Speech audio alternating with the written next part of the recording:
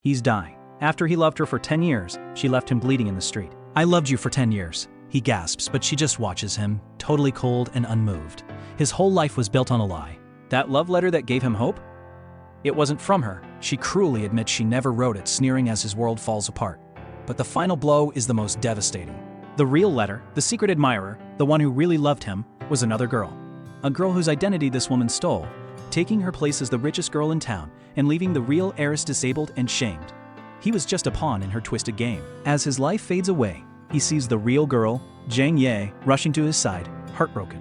Just as a truck barrels toward them, he wakes up. He's been reborn? He was sent back in time before the betrayal, before the tragedy. He remembers everything. He remembers how Zhang Ye in his past life was the one who secretly loved him, the one who even donated her own heart to save him. Now he has a second chance. In the school cafeteria, he sees her. The girl who died for him, and he sees them. The woman who betrayed him, and the man who made fun of him. They're bullying her, making a fool of her in front of everyone. But this time is different. He walks right over and fiercely defends her, protecting her from their cruel words. He just slapped his rival across the face in front of the entire school. He's changing his own fate, but has he just kicked off an all-out war? "You dare hit me," she screams, totally shocked. He grabs her wrist, his eyes stone cold. This isn't the boy she used to control. Her boyfriend threatens him, "Let her go. Do you want to get fired? To be thrown out on the street?" But the threats are empty now. Because he remembers. He remembers it all. In his past life, on this very day, she and her friends cruelly humiliated Zhang Ye in the cafeteria, dumping food on her and laughing. He remembers how they later framed her for stealing at the supermarket, a place where she was so poor she could only eat free samples to survive. And he remembers how he just stood by and did nothing while her life was destroyed. No, he thinks, his grip getting tighter. This time, everything will change. He shoves her away and walks off, leaving them stunned. He knows exactly where he needs to go. He finds Zhang Ye in the supermarket, just like he remembered. She's terrified and about to be framed. He corners her, acting like a bully. "I know what you're hiding," he says, showing her a video he secretly recorded. It's his only way to save her. He forces her to empty her beat-up bag, which shows she's only taken a few free samples. She hasn't stolen anything. Just as she breaks down in tears, he delivers the final shock. "By the way," he says calmly, "this mall, it's mine." He leads the stunned girl to a luxurious private lounge. Suddenly, his older butler shows up with bodyguards carrying bags from Chanel and Dior. "Young master," the butler says, "here are the gifts you ordered." He takes a birthday cake and gives it to the confused Zhang Ye. "Happy birthday," he says softly. She's trembling, thinking this is all a cruel trick paid for by the girl who bullies her. "Don't worry," he says, showing her the receipt. "This is my money. Song Shui is just a poor student my family sponsors." He's revealed his true, powerful identity. But what's his endgame? He leans in, his voice low. "I was blind before. Now I know who I should really like." What does he mean? And why, after everything, is he now desperately trying to protect her? "These gifts are too expensive, I can't accept them," she stammers, holding the birthday cake he gave her. But the butler insists, "Miss Zhang, our young master had these custom-made for you. He will be heartbroken if you refuse." Just then, his cruel ex, Song Shui, storms in with her friends, expecting to find her own birthday surprises. She sees the designer bags and the luxury gifts, and her face lights up with greed. "So this is the surprise you had for me," she says smugly. She snatches a $1 million jade bracelet, her eyes gleaming. "I knew you couldn't resist me." But the butler stops her cold. "Put that down. These are not for you. They are for Miss Zhang." The truth hits her like a truck. All these gifts, all this luxury, it was for the girl she tormented. Furious and humiliated, she screams, "She's just a stuttering charity case. He would never spend this money on her." The butler's reply is ice cold, "Believe what you want." But the young master's feelings are clear. Suddenly, Zhang Ye, now beautifully dressed in clothes Lu Ming bought for her, walks out. She looks like a different person, like royalty. Song Shui loses her mind. She lunges, trying to rip the new clothes off Zhang Ye, screaming, "Give them back." In the struggle, she rips the precious jade pendant from Zhang Ye's neck, a gift from her late parents, and smashes it on the floor.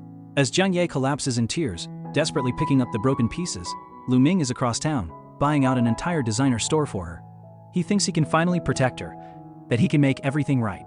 But then, he gets a phone call. His face turns to pure rage. "Song Shu," he snarls into the phone. "You are so dead." He immediately orders every security guard in the entire mall to gather. What has Song Shu done now? Just moments before, this girl was desperately kneeling on broken glass, begging for her mother's pendant back. Her cruel schoolmates, a rich girl, and her friends just laugh in her face. They secretly planned this whole thing to frame the boy she loves. To save him from jail, she suffers the ultimate humiliation. She cries, admitting to a crime she didn't commit.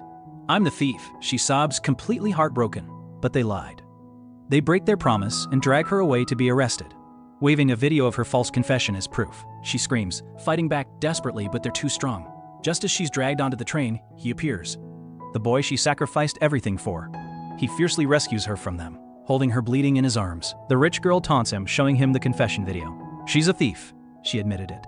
He looks at her with pure disgust and forcefully slaps her to the ground. "You deserve to die," he says coldly. They think he's just a poor part-timer. They have no idea who he really is. He makes a single phone call. "Tell her to come back and see me," crawling. Seconds later, a team of men in black suits storms in, forcing the bullies to their knees. Now, they are the ones crawling back over the jagged glass, screaming in pain. He stands over the terrified rich girl, his voice dangerously calm. "You like making people kneel on glass? Then you'll crawl on it 10 times, and kneel on it 10 times. He knows her darkest secret. She wasn't just after a pendant. It was all a plot to steal the other girl's identity and become the richest heiress in the city. Now that he has her cornered, what will he expose next? "You're fired." The mall manager's face turns ghost white. The phone slips from his trembling fingers. Just seconds ago, he was arrogantly threatening this part-time worker. He had no idea he was screaming at the new owner of the entire mall. He had stormed in, furious, finding his precious daughter kneeling on broken glass. "Who did this?" he roared, his eyes locking on the poor girl she had been bullying. He thought this part-timer was a nobody. "You dare touch my daughter? You're a dead man." The rich girl, believing she was saved, tried to play the victim. "Lu Ming, stop this act," she whined. "I'm not mad anymore, okay?" She had no idea how much trouble she was in, but he just gave her an ice-cold stare. "You think this is over? This is just an appetizer." He then turned to her father. "I gave you a chance." The manager scoffed, ready to have him thrown out, but Lu Ming was already on the phone. "Dad," he said calmly, "the dog you hired is barking at the master." Suddenly, the manager's phone rang. It was from the corporate headquarters. He wasn't just fired, he was being sued for embezzling millions. His world completely shattered. He collapsed to the floor, desperately begging the boy he had just insulted. "Young master, please. I was wrong. Forgive me." Lu Ming showed no mercy. "Get this trash out of my sight." As her father was dragged away, the rich girl fainted from pure shock. Her friends were forced to continue crawling on the broken glass, their hands bleeding. Later, he finds Jiang Ye, her knees still bleeding. "I'll take you to the nurse's office," he says, his voice now incredibly gentle. When she can't walk, he kneels before her. "Get on." She hesitates, but her body gives in, and she shyly climbs onto his back. He carries her, her weight so little in his arms. Back in the classroom, her bullies mock her again, calling her a tramp. Then he walks in, holding a Dior bag. They all assume it's for the rich girl, an apology. But he walks right past her, placing the luxury meal in front of the stunned Jiang Ye. "You, that's not for Song Shui," she stammers. He looks at the rich girl, her face a mask of disbelief and fury, and delivers the final blow. Her? Does she even deserve it? His arrogant ex-girlfriend flaunts her new luxury car, cruelly taunting the girl who stood by him. "I told you," she sneers. "After he's done playing with you, he'll come crawling back to me." Her new rich boyfriend joins in the mockery. "He probably ran off to get you some cheap, pathetic gift." They all laugh, convinced he's just a poor, heartbroken fool. But they have no idea what's coming. A breathtaking, limited edition Ferrari. A car you can't buy even with money. Screams up to the curb. Everyone is stunned into silence. This car makes her Porsche look like a toy. Just moments earlier, the rich girl, Song Shui, was the queen of the school. She paraded around her new Porsche, a gift from her rich family. When her ex, Lu Ming, showed up, she coldly accused him of stalking her. "Don't use this pathetic trick to get my attention," she warned. But Lu Ming wasn't there for her. He was there for revenge. He had secretly bought her that car when they were together. But after she cheated and dumped him, he came up with a plan. While everyone mocked him, thinking he was a fake rich kid, he was one step ahead. He calmly said, the exact price of the car, shocking everyone. Then, the ultimate power move. "I'm here to tell you to move your car," he says, his voice ice cold. "You're in my spot." He then turns to the only girl who believed in him. "I have a surprise for you." As he walks away, Song Shui's face twists with fury and humiliation. She thought this was her winning moment. But the real shock is yet to come. The Ferrari door opens. A man in a suit steps out, holding the keys and a contract. He announces, "I'm here to deliver the car Mr. Tress Lu bought for this young lady." Song Shui's jaw drops. Her friends are speechless. The man Lu Ming was supposed to be the poor, pathetic ex, just bought a car that cost 10 times more than hers for his new girl. But just as Song Shui is about to completely break down, her phone rings. It's Porsche customer service, and they sound furious. What if they just discovered? It's for Zhang Ye. The rich girl Song Shui freezes, her pen hovering over the contract. Her confident smile shatters. What did you say? She asks, her voice trembling. She had just proudly announced this multi-million-dollar Ferrari was a surprise gift for her. She was so certain. She secretly believed her ex Lu Ming was still desperately in love with her. He must have bought this car to win me back, she thought, completely deluded. Her new rich boyfriend Zhou Han had mocked Lu Ming relentlessly. You think you can afford a car like this? You're pathetic? They all sneered, but they had no idea. Lu Ming is the secret son of the CEO of the powerful Tianheng Group, and this was all part of his savage revenge. The CEO of Tianheng Group. Song Shui's friends gasp. Isn't that your dad? Song Shui, playing the part, coyly denies it. Oh, my father doesn't like me showing off. She lies smoothly. She's soaking up their admiration. Imagining the moment she drives away in her new Ferrari, Lu Ming calmly steps forward.